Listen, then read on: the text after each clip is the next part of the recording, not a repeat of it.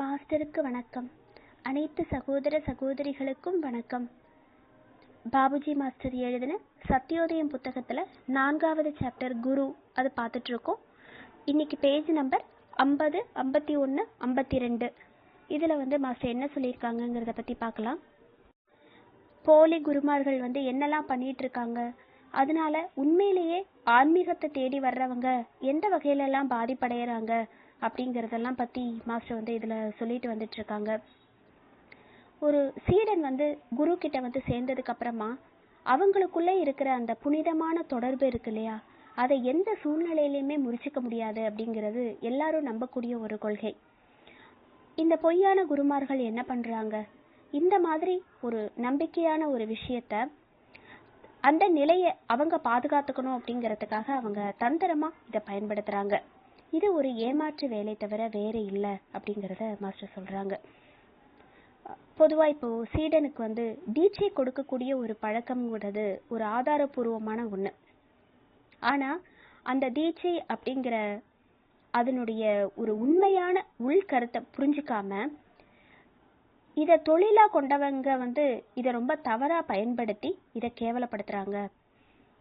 தீட்சை கொடுக்கும்போது சீடனுடைய காதில் மறைபொருளான சில வார்த்தைகளை சொல்லி சில சடங்கு முறைகளை சொல்லி கொடுத்து பூஜை செய்கிற மாதிரி சொல்கிறது தான் இந்த மாதிரியான குருவினுடைய ஒரே வேலை. அப்போது இந்த குரு, அதாவது இந்த மாதிரி தீட்சை கொடுக்குறாங்க இல்லையா, இந்த மாதிரியான குரு சீடனுக்கு செய்ய வேண்டிய கடமை இதோட முடிஞ்சிருச்சு அப்படிங்கிறத சொல்லிட்டு அதுக்கப்புறமா வருஷத்துக்கு ஒரு முறை அவனுக்கு தரிசனம் கொடுத்து, அந்த குரு அந்த சீடனுக்கு தரிசனம் கொடுத்து ஆண்டு சந்தா வசூலிக்கிறத தவிர அந்த சீடனுடைய மேம்பாட்டுக்கு இவங்க வேற எதுவுமே செய்யறதில்ல. அப்போ இதை தான் இந்த போலி குருமார்கள் தீட்சை அப்படிங்கிற பேரில் சீடனுக்கு செய்யக்கூடிய ஒரு வேலையாக இருக்குது. உண்மையிலேயே தீட்சை அப்படின்னா என்ன? தீட்சை அப்படிங்கிறதுனுடைய ஒரு பொருள் என்ன அப்படின்னா, சீடனுக்கு ஞானத்தை கொடுத்து மும்மலங்களை கெடுப்பது, அதாவது அழிப்பது. அப்போ அதை எப்போ குரு சீடனுக்கு கொடுப்பாரு அப்படின்னா, ஒரு சீடனுடைய இதயத்தில் தெய்வீக அன்பு முதலிடம் பெற்று வேரூன்றும் போது அவன்கிட்ட, அந்த சீடன்கிட்ட உண்மையான பற்றுறுதி தோன்றும் போது அவனுக்கு சம்பிரதாயப்படி தீட்சை கொடுக்கணும் அப்படிங்கிறத தான் விதிமுறை. அப்போ இந்த மாதிரி நேரத்தில் அந்த தீட்சை அப்படிங்கிறது சீடனுக்கும் மகோன்னதமான தெய்வீக சக்திக்கும் தொடர்பு ஏற்படுத்தப்பட்டுள்ளது அப்படிங்கிறத குறிக்குது. அப்போ இந்த தீட்சையை குரு சீடனுக்கு கொடுக்கறதின் மூலமா சீடனுக்கும் தெய்வீக சக்திக்கும் ஒரு தொடர்பை ஏற்படுத்துறாரு. இப்போ இந்த தீட்சை கொடுக்கும்போது சீடன் தனக்குள்ள எந்த அளவு ஒரு அப்சர்வ் பண்ணிக்கிற ஒரு ஆற்றலை அவன் வளர்த்துக்கிறானோ அதுக்கு தகுந்த மாதிரி அந்த ஆன்மீக சக்தி, குரு செலுத்தக்கூடிய அந்த ஆன்மீக சக்தி சீடனுக்குள்ள பாய ஆரம்பிக்குது. இந்த மாதிரி ஒரு உறுதியான தொடர்பை ஏற்படுத்துறதுங்கிறது மாஸ்டர்னுடைய ஒரு சக்தியையும் திறமையையும் பொறுத்து இருக்குது. இப்படி அந்த தெய்வீக சக்திக்கும் ஒரு சீடனுக்கும் நடுவுல தொடர்பை ஏற்படுத்தக்கூடிய ஒரு மாஸ்டர் எப்படி இருக்கணும்? ஒரு உயர்ந்த தகுதி படைத்தவரா இருக்கணும்.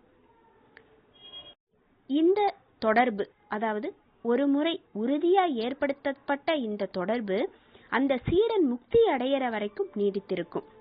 இப்போ இந்த மாதிரி சீடர்களுக்கு அந்த நிலையை அடையறதுக்கு நிறைய பிறவிகள் எடுக்க வேண்டிய, அதாவது இந்த மாதிரி ஒரு நிலையை அடைஞ்சதுக்கு அப்புறமா அவங்க நிறைய பிறவிகள் எடுக்க வேண்டிய அவசியமே இல்லை அப்படிங்கிறத சொல்றாங்க.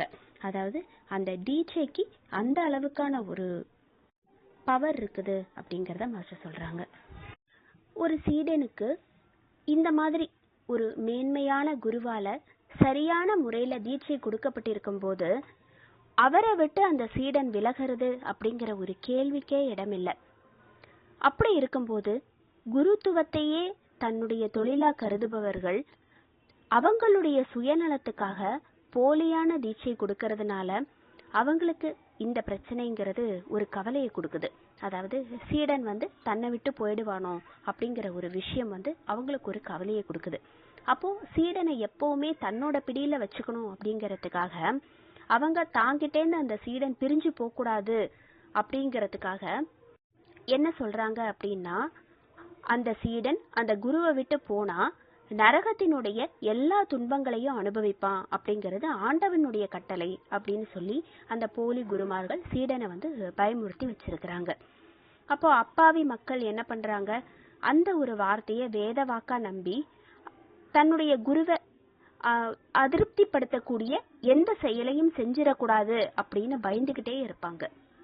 இந்த மாதிரி இப்படிப்பட்ட குருமார்கள் செய்யக்கூடிய எல்லா அக்கிரமங்களையும் மக்கள் வேற வழியே இல்லாம மௌனமா பொறுத்துட்டு இருக்கிறாங்க. குருங்கிறவர் இப்படித்தான் இருக்கணும் அப்படின்னு சொல்லி எந்த சாஸ்திரங்கள்லயும் சொல்லப்படல அப்படின்னு மாஸ்டர் உறுதியா சொல்றாங்க. அப்போ இது இந்த மத போதகர்களுடைய தந்திரம் தான். அதனால மக்கள் இதை நம்பி ஏமாற வேண்டாம் அப்படிங்கறதுக்காக இதை எல்லாத்தையுமே நமக்கு சொல்லிட்டு வராங்க. பொதுவா இந்த தீட்சை அப்படிங்கிற ஒரு விஷயத்த மாஸ்டர் ஒரு சீடனுக்கு அதாவது ஓரொரு மார்க்கத்திலையும் ஓரொரு மாதிரியான ஒரு தீட்சை வழங்கப்படுறதா சொல்றது. இப்போ இதுல எப்படின்னா ஒரு 3 வகையான குருமார்கள் இருக்கிறதா சொல்றாங்க. முதல் வகையான குருமார்கள் கோழிய மாதிரி, கோழி முட்டை போடுது, அந்த முட்டை பொரிக்கிறதுக்கு அதன் மேல அந்த கோழி உட்காரணும். அப்போ இந்த மாதிரியான குரு என்ன பண்றாருன்னா தன்னுடைய ஞானத்தை தன்னுடைய பௌதீக உடலினுடைய பிரசன்னத்தால மட்டுமே கொடுக்க முடியும் அப்படிங்கிறது ஒரு வகை. அதாவது தொட்டு கொடுக்கிறது, தன்னுடைய உடலினுடைய ஸ்பரிசத்தினால கொடுக்கிற ஒரு தீட்சை முறை. இரண்டாவது வகை குருங்கிறவர் மீன் மாதிரி, அதாவது பார்வையில தொடர்பு கொண்டிருக்கிறாரு. அது தன்னுடைய முட்டைய ஓடுற ஒரு நீர்ல போட்டுட்டு அதையே சுத்தி சுத்தி வருது. அப்போ இந்த மாதிரியான குரு தன்னுடைய சீடர்களை பார்வையின் மூலமா தொடர்பு கொள்றாரு. அப்ப பார்வையின் மூலமா தீட்சை வழங்கப்படுகிறது. மூன்றாவது வகையான குரு ஒரு உயர்ந்த வகையான குரு.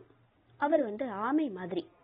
இது தன்னுடைய முட்டைய ஆழமில்லாத குளத்தினுடைய கரையில போடுது, அத மணனால மூடிட்டு நீருக்குள்ள திருப்பி போயிடுது, மனதாலேயே அதை கவனிச்சுக்குது.